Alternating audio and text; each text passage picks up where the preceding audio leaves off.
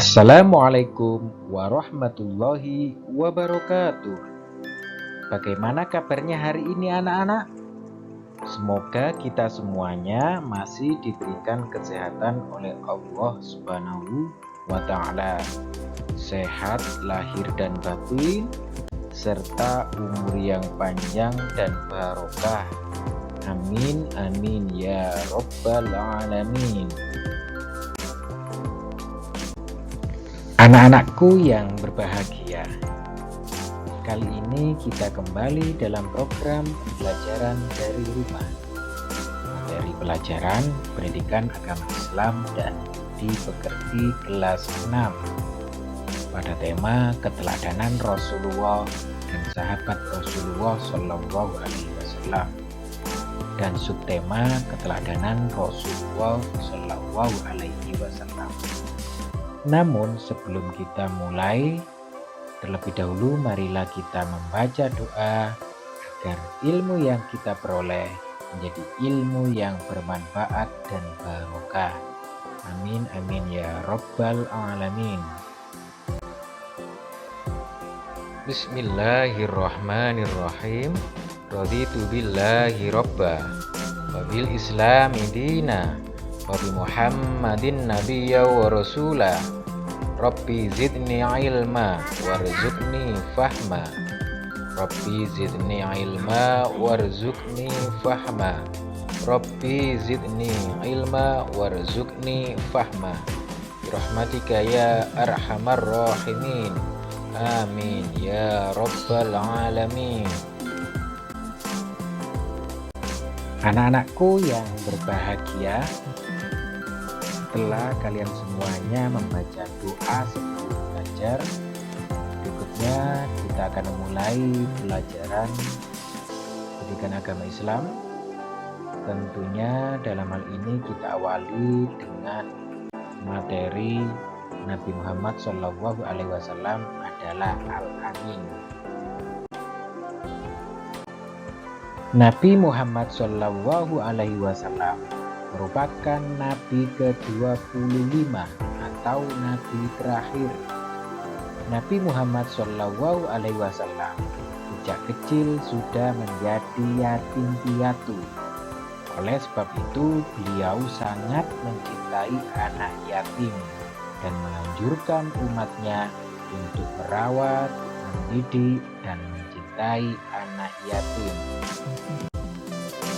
Nabi Muhammad Shallallahu Alaihi Wasallam terkenal sangat jujur. Sikap jujur tersebut sudah diperlihatkan sebelum beliau diangkat menjadi Rasul.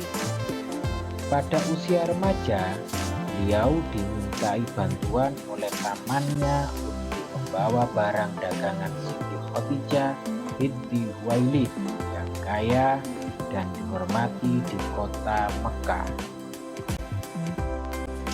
Pada usia 35 tahun, Nabi Muhammad Shallallahu Alaihi Wasallam bersama-sama dengan orang-orang Quraisy diminta untuk memperbaiki Ka'bah.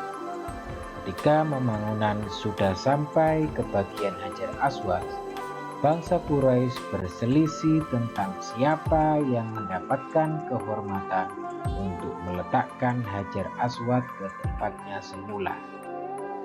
Pada akhirnya mereka sepakat menunjuk Nabi Muhammad Shallallahu Alaihi Wasallam sebagai orang yang tepat untuk melakukan hal tersebut.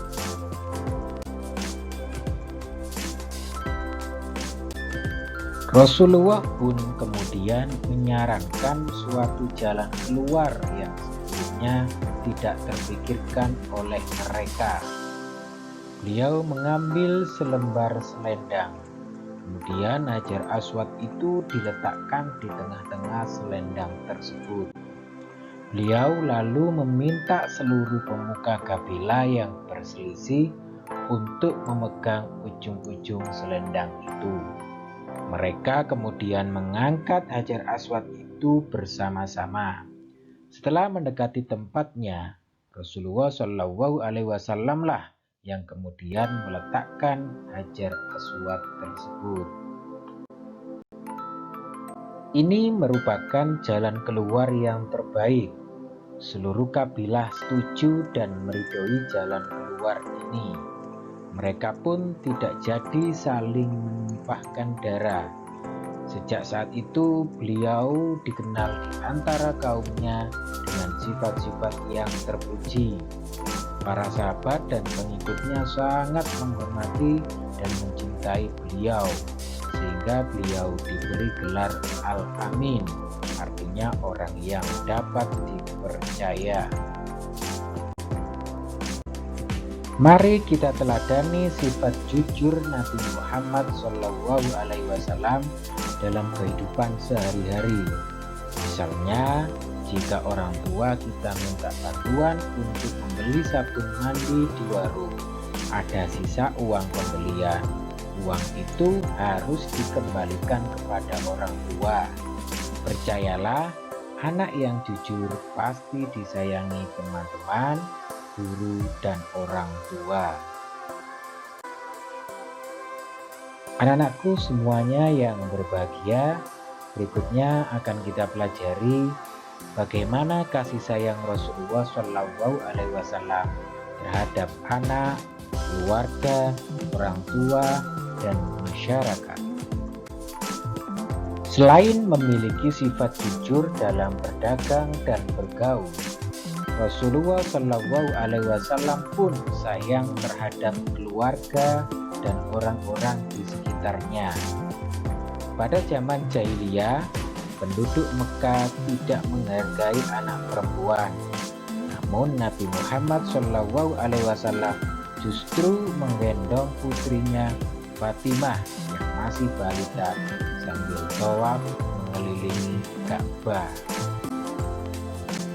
Begitu pula setelah Fatimah dewasa dan dikaruniai anak, Rasulullah SAW menyayangi cucunya yang bernama Hasan dan Husain, sebagaimana dikisahkan dalam hadis beliau yang artinya berikut ini.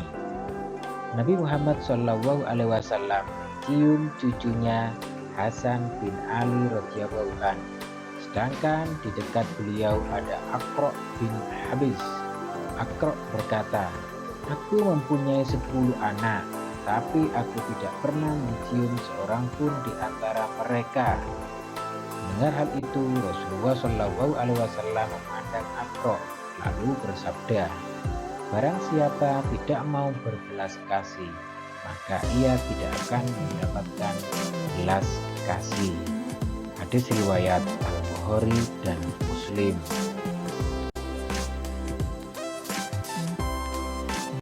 Selain hadis di atas, hadis Rasulullah SAW mengajarkan pula untuk hormat kepada orang tua, seperti dalam hadis yang artinya berikut ini.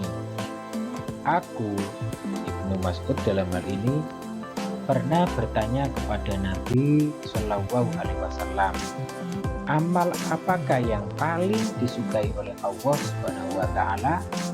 Nabi SAW bersabda, mengerjakan sholat tepat pada waktunya. Aku bertanya lagi, kemudian apa? Nabi SAW menjawab, berbaktilah kepada kedua orang tua. Aku kembali bertanya lagi, lalu apa lagi? Nabi SAW menjawab, jihad fi sabilillah. Hadis riwayat Al-Bukhari dan Muslim. Rasulullah SAW tidak pernah menyakiti hati orang lain. Hal itu dapat dibuktikan dalam hadis beliau yang artinya, barang siapa yang beriman kepada Allah Subhanahu wa Ta'ala dan hari akhir, maka hendaklah ia berkata yang baik atau diam. Hadis riwayat Al-Bukhari dan Muslim. Anak-anakku semuanya, berikutnya kita akan mempelajari kepedulian Rasulullah SAW terhadap lingkungan. Kepedulian Rasulullah Shallallahu Alaihi Wasallam bukan hanya pada ibadah seperti sholat, tapi beliau pun peduli terhadap lingkungan hidup. Hal itu tercermin pada perilaku beliau, antara lain sebagai berikut. Yang pertama, Nabi Muhammad Shallallahu Alaihi Wasallam sangat hemat dalam mempergunakan air. Itu dibuktikan pada anjuran beliau agar tidak berlebihan dalam pemakaian air dalam berwudu. Contoh yang kedua yaitu Nabi Muhammad Shallallahu Alaihi Wasallam mengajarkan agar tidak melakukan kerusakan di muka bumi ini. Berikutnya anak-anakku semuanya, kita akan mempelajari bagaimana Nabi Muhammad SAW sebagai pembawa rahmat bagi alam semesta. Tujuan dakwah Nabi Muhammad SAW adalah untuk mengubah keadaan masyarakat jahiliyah menjadi masyarakat yang sejahtera berdasarkan agama tauhid, yaitu agama yang meyakini bahwa Allah Subhanahu wa Ta'ala adalah Tuhan yang Maha Esa. Misi kedamaian dan kesejahteraan hidup tersebut bukan hanya bagi bangsa Arab ketika itu, tapi juga bagi seluruh alam sampai sekarang dan akhir zaman.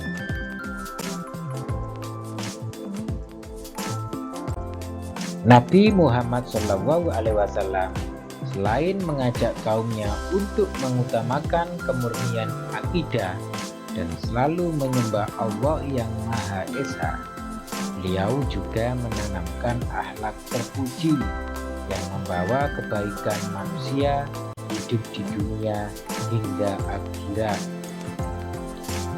Salah satu sifat terpuji yang dapat kita cermati ketika beliau dan pengikutnya hijrah ke kota Madinah adalah beliau mampu menanamkan sikap persaudaraan antara kaum pendatang atau kaum muhajirin dengan kaum Ansor, sehingga mereka saling menolong untuk menciptakan daerah yang tertib dan aman. Di samping itu, masyarakat berperilaku sopan santun sesuai ajaran Rasulullah Shallallahu Alaihi Wasallam. Sebagai umat Nabi Muhammad Shallallahu Alaihi Wasallam, kita harus menjunjung tinggi ajaran beliau. Misalnya, kita menghormati orang yang lebih tua dan menyayangi orang yang lebih muda. Kita berperilaku sopan dan bertutur kata santun terhadap orang tua, guru, dan masyarakat sekitar. Juga kita menjaga lingkungan kita agar selalu bersih, karena kebersihan adalah sebagian dari iman. Anak-anakku yang berbahagia, demikian tadi penjelasan keteladanan Rasulullah Shallallahu Alaihi Wasallam dalam kehidupan sehari-hari. Oleh karena itu, marilah keteladanan Rasulullah kita praktekkan dalam kehidupan kita sehari-hari, sehingga kita menjadi umat beliau yang baik, yang disayangi Allah dan disayangi oleh beliau. Tentunya bila ada kekurangan dalam penyampaian penjelasan ini, kami mohon maaf yang sebesar-besarnya. Akhirul kalam, wassalamualaikum warahmatullahi wabarakatuh.